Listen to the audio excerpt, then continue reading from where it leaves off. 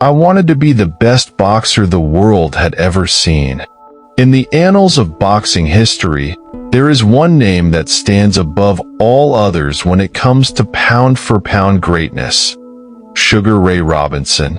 Widely regarded as the best boxer of all time, Robinson's skills inside the ring were a blend of artistry, science, and raw athleticism.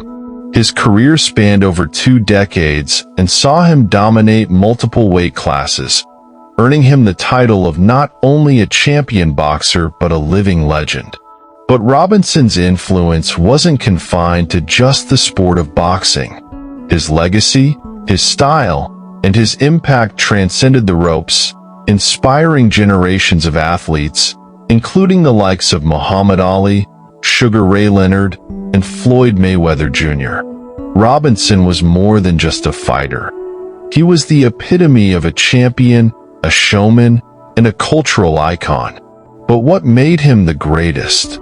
Why do boxing historians and enthusiasts still debate his unmatched legacy to this day? Let's explore the life of Sugar Ray Robinson, a man who changed the sport forever. Sugar Ray Robinson was born Walker Smith Jr. on May 3, 1921, in Detroit, Michigan, but raised in Harlem, New York. His mother, Layla, moved the family to Harlem when Ray was still a child, seeking a better life. Harlem, during the early 20th century, was the epicenter of African American culture and, for Robinson, the perfect backdrop for his early rise. Yet, as much as Harlem was filled with opportunities for creativity and self-expression, it was also an environment marked by poverty, racial discrimination, and hardship, experiences that shaped his character in profound ways. Young Ray was not initially drawn to boxing. His first love was actually music. He played the trumpet and spent time practicing his musical skills, but his future would take a different direction when he walked into a local Salvation Army gym at the age of 12. At this gym, Robinson's raw talent as an athlete began to shine.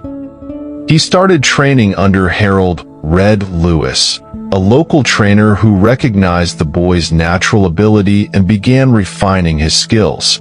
By the age of 16, Robinson began to take boxing seriously. He initially competed under the name Walker Smith, as the New York State Athletic Commission had a rule forbidding minors from fighting under a nickname. He quickly garnered attention in the amateur ranks, earning a record of 85-0.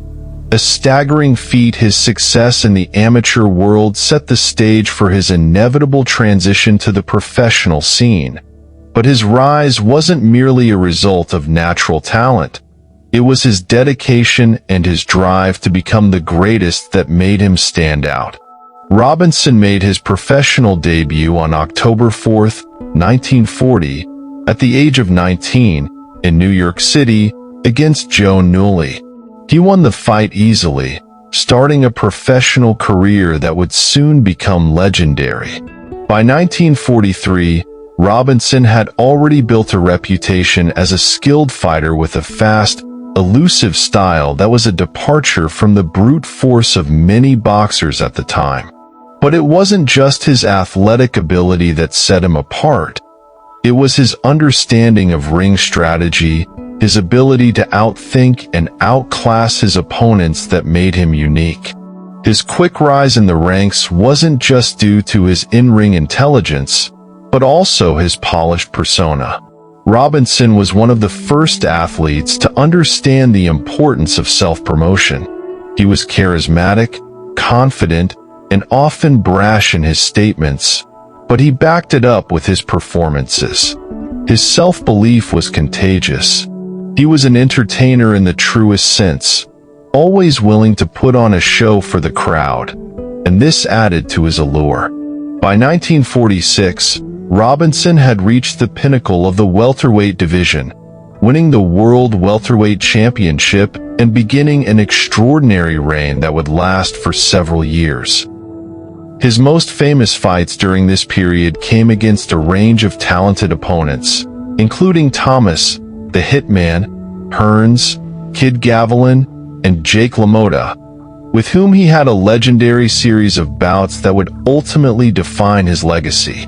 By the mid-1940s, Robinson had solidified himself as the top welterweight boxer in the world. His explosive combination of speed, power, and technique, coupled with a nearly untouchable defense, made him nearly impossible to beat in the welterweight class. His performances in the ring during this time were flawless. He was winning fight after fight with ease. By 1951, Robinson had defended his title in an undefeated streak that spanned over 90 fights, establishing him as the greatest welterweight of all time.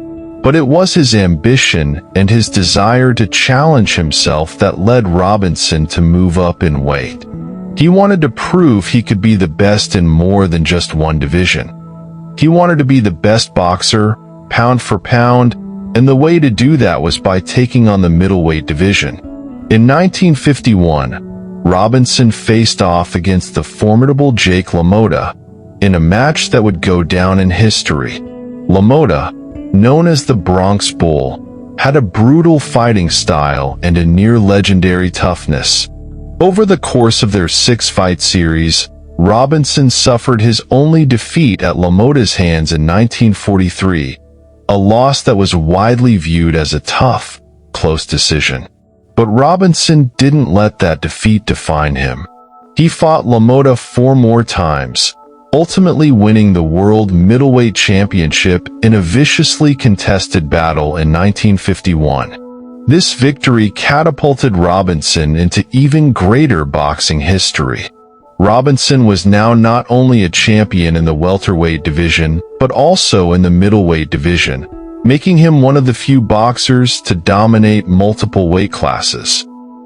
In fact, his move up to middleweight and subsequent victories earned him the title of undisputed world champion and marked him as one of the greatest fighters of his generation.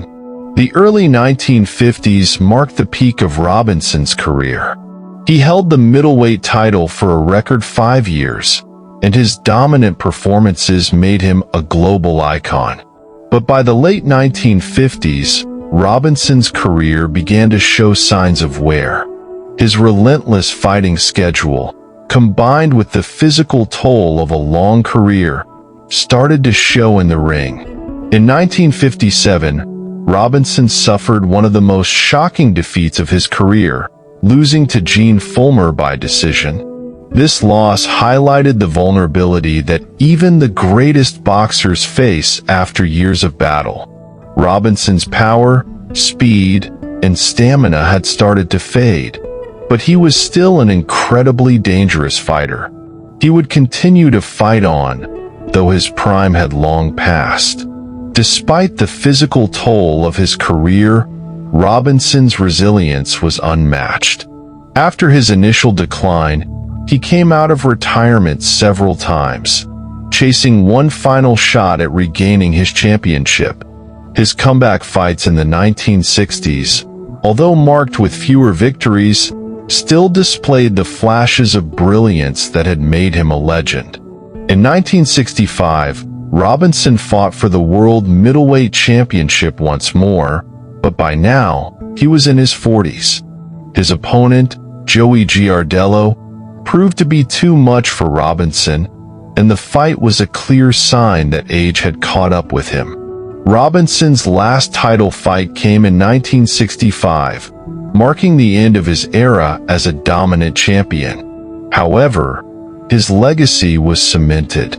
Over the course of his career, Robinson compiled an astonishing record of 175 wins, 19 losses, and 6 draws, with 109 knockouts. His pound-for-pound title remains one of the most revered in the history of boxing.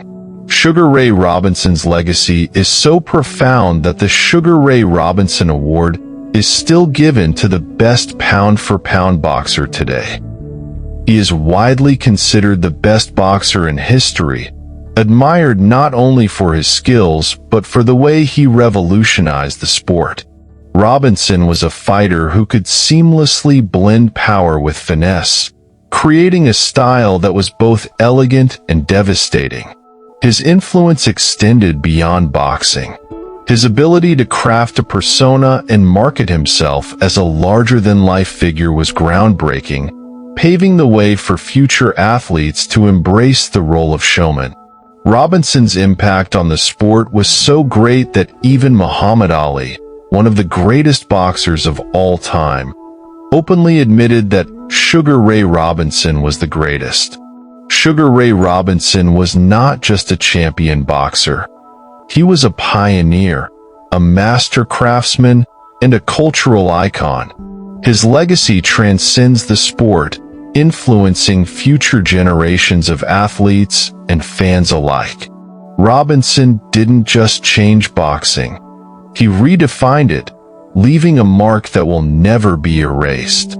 He remains the gold standard by which all fighters are judged, and his name will forever be etched in the history of combat sports. I am the greatest. I said that even before I knew I was. He wasn't just a boxer. He was a legend in the truest sense of the word. A man who redefined what it meant to be a champion both in the ring and in life. Muhammad Ali, born Cassius Marcellus Clay Jr., he was the man who transcended boxing. The fighter whose name became synonymous with excellence, charisma, and defiance. He wasn't just a boxer, he was a cultural icon, a champion of the people, and a lightning rod for controversy. Muhammad Ali didn't just fight in the ring. He fought for justice, for equality, and for his right to live life on his own terms. His punches were swift, but his words were even sharper. Muhammad Ali's story is one of triumph, transformation, and transcendence. From the mean streets of Louisville, Kentucky, to the global stage of sports and activism, he carved a path few could have predicted. But how did a young boy with a dream become the world's most famous boxer? What drove his passion for social change? Why did he refuse to serve in the Vietnam War, even if it cost him his career? And how did a man who once declared himself the greatest become a symbol of humility and grace in his later years? Let's explore the incredible life of Muhammad Ali, the man who defined an era, from the boxing ring to the streets of history. Grab a seat, because this journey is anything but ordinary. Muhammad Ali was born on January 17, 1942, in Louisville, Kentucky, a city deeply entrenched in racial segregation. His father, Cassius Marcellus Clay Sr., was a sign painter, while his mother, Odessa O'Grady Clay, was a devoted housewife. The family lived in a modest home in the black section of the city, but young Cassius was destined for more than a life of obscurity. At the age of 12, a pivotal moment in young Cassius's life set him on the path to greatness. After his bicycle was stolen, he reported it to a police officer, Joe Martin, who suggested he learn how to box. Little did he know that this simple suggestion would change history. Under Martin's guidance, Cassius began training at the local Columbus gym, quickly showing an aptitude for the sport that would set him apart from every other young fighter. In just a few short years, his raw talent would begin to shine, and his brash self-confidence would become his trademark. Cassius was often heard proclaiming, "I'm gonna be the greatest." His sense of destiny was palpable, even at a young age. It wasn't just about being good at something. He was convinced he was born to be the best. As his boxing career took off, Cassius's charisma became a force of nature. He was brash, bold, and unafraid to speak his mind. While many boxers played it safe with humble interviews,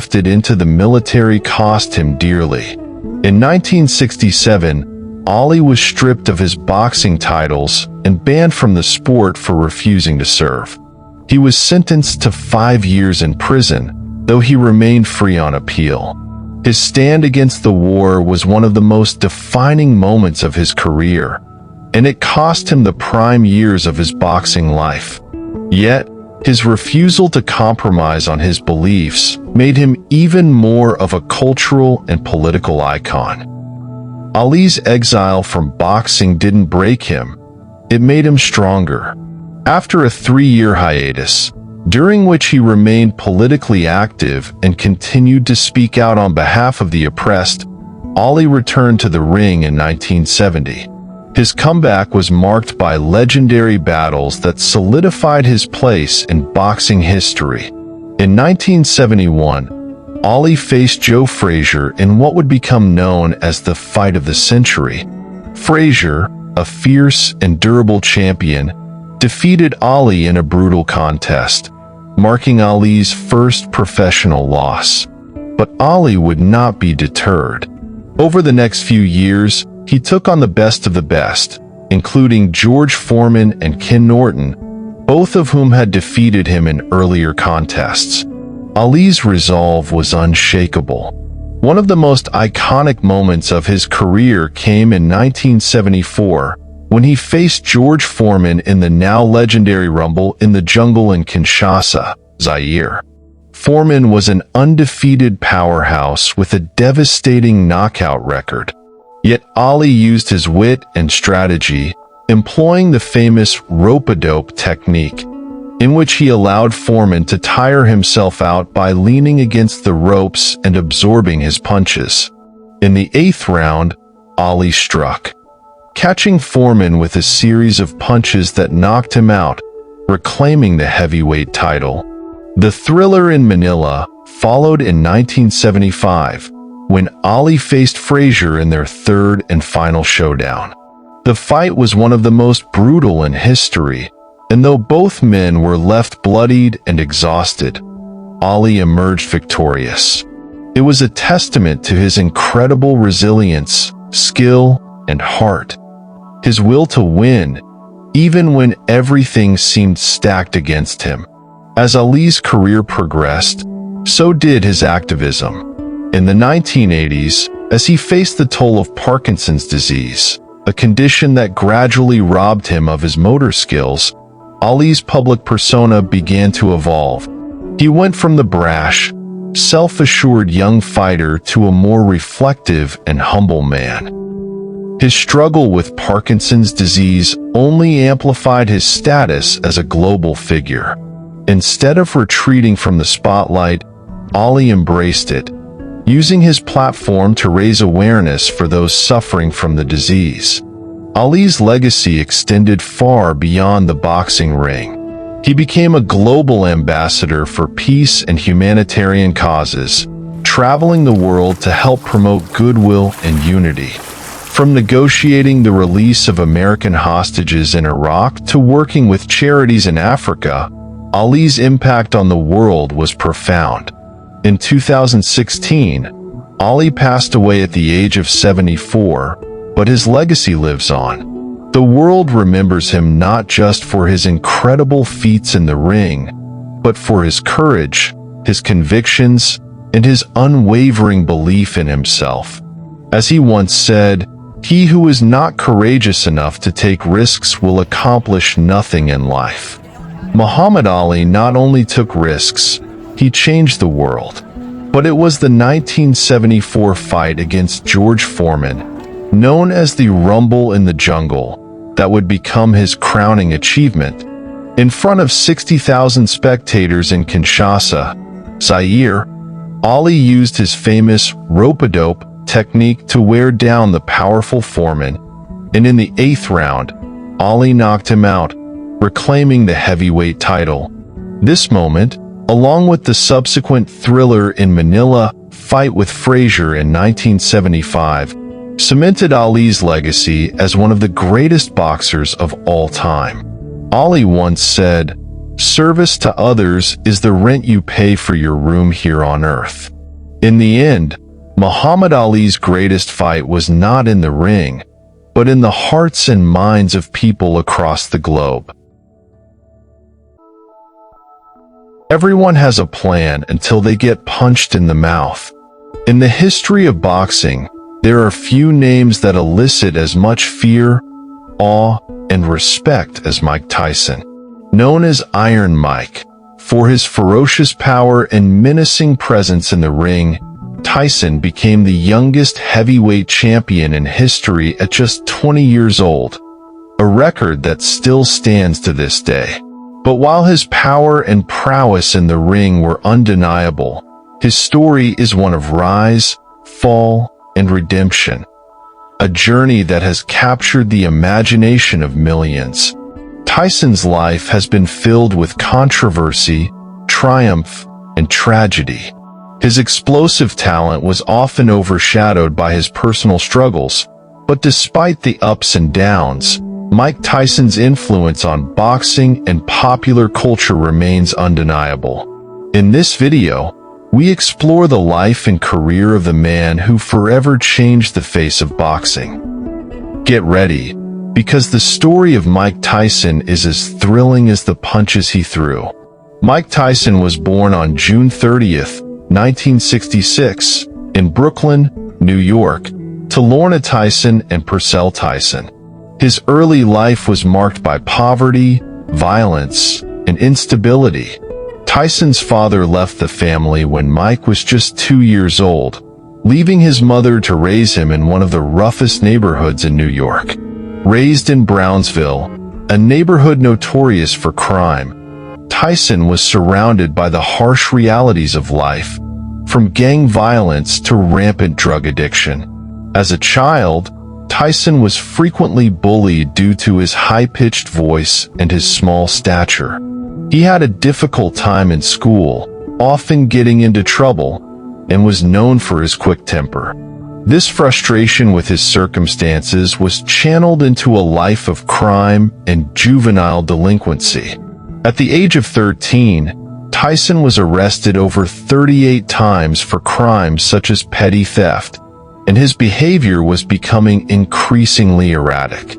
Tyson's life took a dramatic turn when he was sent to Tryon School for Boys, a reform school in upstate New York, at the age of 12. It was here that he met Cus D'Amato, a legendary boxing trainer who would change the course of his life. D'Amato, who recognized Tyson's natural athleticism and ferocity, took him under his wing and began mentoring him. Under D'Amato's guidance, Tyson found a sense of purpose and discipline through boxing, and it became clear that his future was in the ring. Tyson's relationship with D'Amato was more than just professional, it was fatherly.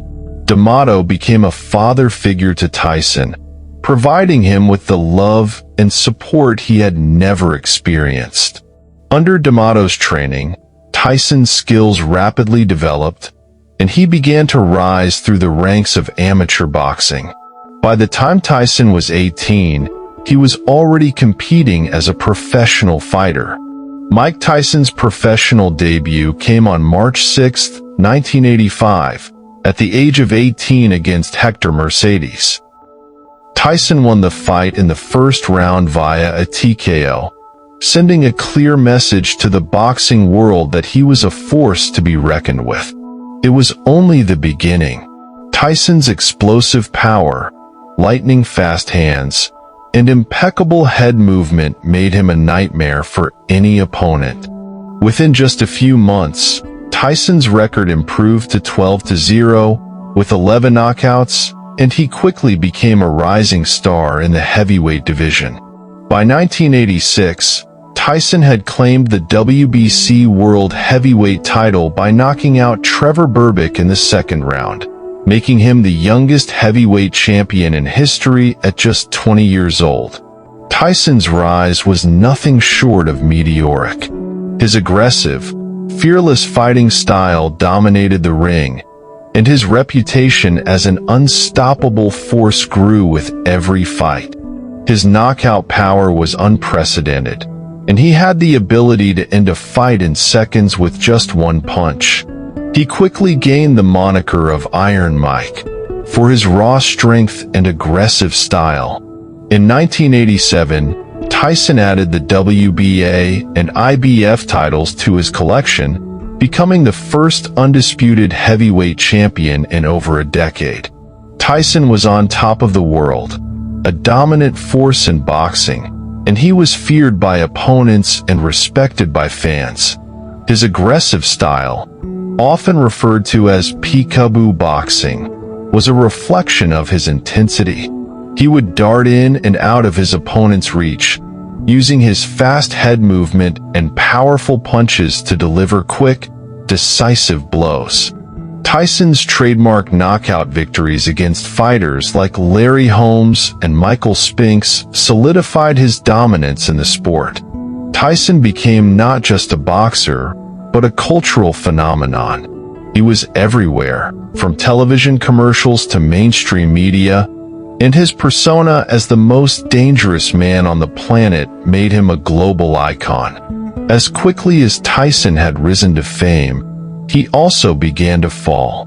The combination of personal demons, bad decisions, and poor management began to take its toll on Tyson. One of the most significant moments that marked his downfall was his divorce from actress Robin Givens in 1988, which put a strain on his mental and emotional well-being. In the midst of his personal troubles, Tyson's boxing career began to falter. In 1990, Tyson was shocked by a 42-1 underdog, Buster Douglas, in one of the biggest upsets in boxing history. Tyson, who was widely expected to win, was knocked out in the 10th round, losing his world heavyweight titles and suffering his first loss as a professional. This defeat was a turning point for Tyson, and his downfall continued with a series of poor performances and legal troubles. Tyson's life outside the ring became increasingly chaotic. In 1992, he was convicted of rape and sentenced to 6 years in prison. While incarcerated, Tyson struggled with his anger and his personal demons. Upon his release in 1995, Tyson attempted a comeback, but his career would never return to the heights it once reached. The comeback and the ear-biting incident. Tyson's attempts at redemption were met with mixed results. In 1996, he regained a portion of the heavyweight title by defeating Frank Bruno in a thrilling bout. Tyson's victory marked his return to the spotlight, but his career was far from the dominant force it once was. In 1997, Tyson faced Evander Holyfield in a rematch for the heavyweight title. The fight is infamous not for the action in the ring, but for what happened in the third round. Tyson bit Holyfield's ear twice, causing an uproar. He was disqualified, and the incident became one of the most bizarre moments in boxing history. The ear-biting incident tarnished Tyson's reputation, and though he would continue to fight for several more years, he was never able to recapture his former glory. Tyson's turbulent personal life, combined with his declining physical abilities, meant that his best days were behind him. Despite his turbulent career and personal life, Mike Tyson's impact on the sport of boxing cannot be overstated. He is widely regarded as one of the most dominant and dangerous boxers in the history of the sport. Tyson's ability to deliver a knockout punch in the blink of an eye and his unstoppable ferocity in the ring set him apart from every other fighter of his era. Tyson's influence went beyond the boxing ring. He became a pop culture icon, appearing in movies, television shows, and even video games. His rise to fame, his fall from grace, and his eventual redemption story captivated the world. Tyson also became a symbol of resilience after overcoming prison time, financial ruin, and personal tragedy to rebuild his life. In recent years, Tyson has transitioned into a more reflective and grounded phase of his life. He's been open about his struggles, including his battles with addiction and his attempt to find peace. His podcast, Hot Boxin' with Mike Tyson, has allowed him to share his story with the world, connecting with fans and fellow celebrities in a way that humanizes the once feared boxer. Tyson's legacy is complex. He's both a tragic figure and a cultural hero. But when it comes to boxing, one thing is clear. Mike Tyson's ferocity and dominance in the ring will never be forgotten. His name will forever be synonymous with power, intimidation, and greatness. Mike Tyson's story is a testament to the idea that greatness is never a straight line. It's a journey filled with highs and lows, triumphs and failures. Yet, through it all, Tyson remains one of the most fascinating and impactful figures in sports history, a man who truly changed the game of boxing forever. From the smooth science of Sugar Ray Robinson to the unbreakable spirit of Muhammad Ali, to the raw power of Mike Tyson, These three boxing legends have left an indelible mark on the sport and the world. Their stories of triumph, controversy, and legacy continue to inspire generations of fighters and fans alike. If you enjoyed learning about these icons and their incredible journeys, make sure to like this video and subscribe to the Bio Network for more deep dives into the lives of history's most legendary figures. And don't forget to turn on the bell icon so you're the first to know when we release a new video. We want to hear from you. Who is your favorite boxing legend? Robinson, Ali, or Tyson? Or maybe you have another fighter you'd like us to cover next. Drop your thoughts in the comments below, and let's keep the conversation going.